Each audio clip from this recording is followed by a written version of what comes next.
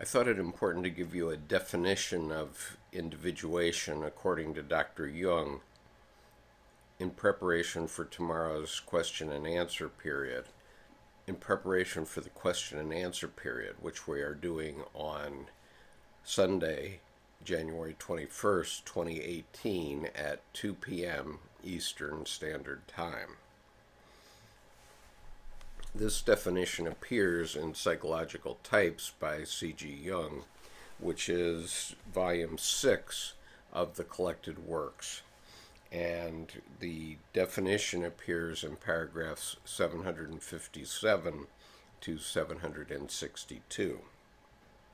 Individuation. The concept of individuation plays a large role in our psychology. In general, it is the process by which individual beings are formed and differentiated. In particular, it is the development of the psychological individual as a being distinct from the general, collective psychology. Individuation, therefore, is a process of differentiation, having for its goal the development of the individual personality.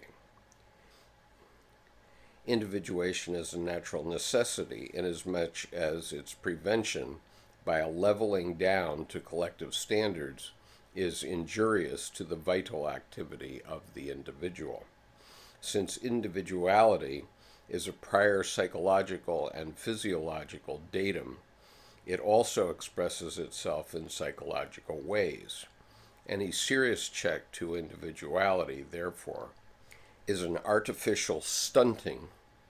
It is obvious that a social group consisting of stunted individuals cannot be a healthy and viable institution. Only a society that can preserve its internal cohesion and collective values, while at the same time granting the individual the greatest possible freedom, has any prospect of enduring vitality. As the individual is not just a single, separate being, but by its very existence presupposes a collective relationship, it follows that the process of individuation must lead to more intense and broader collective relationships and not to isolation.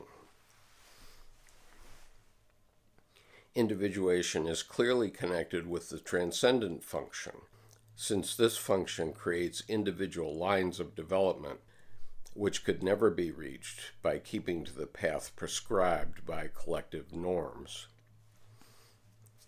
Under no circumstances can individuation be the sole aim of psychological education. Before it can be taken as a goal, the educational aim of adaptation to the necessary minimum of collective norms must first be attained. If a plant is to unfold its specific nature to the full, it must first be able to grow in the soil in which it was planted. Individuation is always, to some extent, opposed to collective norms, since it means separation and differentiation from the general and a building up of the particular, not a particularity that is sought out, but one that is already ingrained in the psychic constitution. The opposition to the collective norm, however, is only apparent since closer examination shows that the individual standpoint is not antagonistic to it, but only differently oriented. The individual way can never be directly opposed to the collective norm, because the opposite of the collective norm could only be another but contrary norm. A norm is the product of the totality of individual ways, and its justification and beneficial effect are contingent upon the existence of individual ways that need from time to time to orient to a norm. A norm serves no purpose when it possesses absolute validity. A real conflict with the collective norm arises only when the individual way is raised to a norm, which is the actual aim of extreme individualism. Naturally, this aim is pathological and inimical to life. It has accordingly nothing to do with individuation, which, though it may strike out on an individual bypath, precisely on that account needs the norm for orientation to society and for the vitally necessary relationship of the individual to society.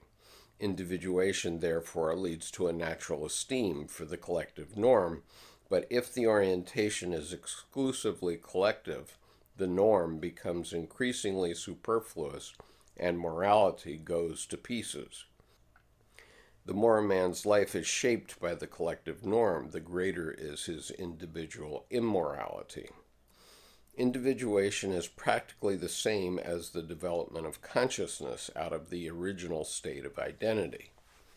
It is thus an extension of the sphere of consciousness, an enriching of conscious psychological life.